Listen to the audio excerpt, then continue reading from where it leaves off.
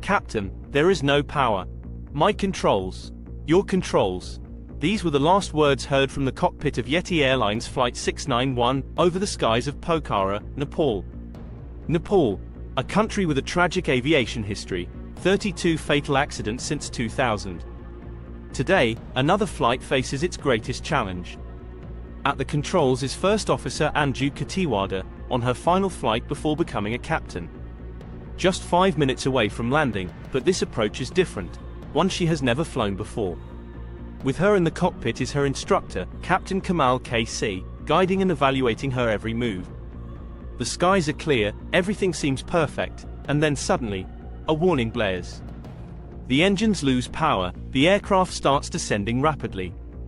They are just 500 feet off the ground, the runway is in sight, less than a minute away. Anju pushes the power lever, nothing happens. She pushes it to the maximum, still nothing. Captain Kamal immediately takes over control. But the plane continues to lose altitude, and then, it begins to bank to the left. Will the 72 souls on board land safely, or will this be another dark chapter in Nepal's aviation history? This is the story of Yeti Airlines Flight 691. It's a beautiful sunny day in Kathmandu, Nepal's bustling capital. For First Officer Anju Khatiwada, this day is special. By the end of it, she could become Captain Khatiwada, a dream she has chased with determination.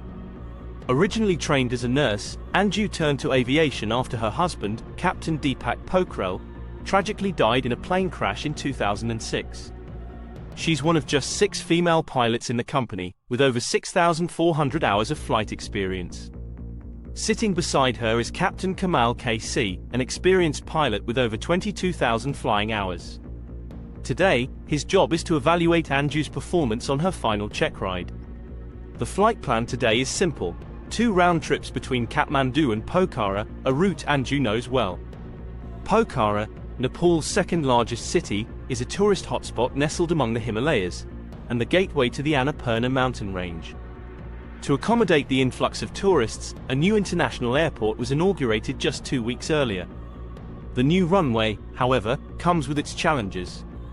Usually, flights from Kathmandu approach runway 30, a straightforward descent.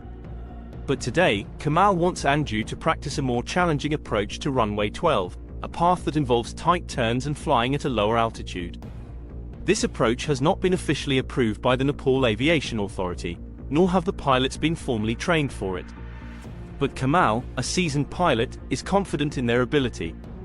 The plane for today's flight is an ATR 72500, a reliable workhorse of the skies. It's a turboprop regional airliner, 16 years old, and in good condition. Anju and Kamal have already completed 1 round trip, with a smooth landing on runway 30 in Pokhara. Now, it's time for the return leg to Kathmandu, and then, back to Pokhara again for the final leg, the incident flight. As they prepare to land back in Pokhara, Anju is just 30 minutes away from reaching the 100 hours of flight time required to earn her captaincy.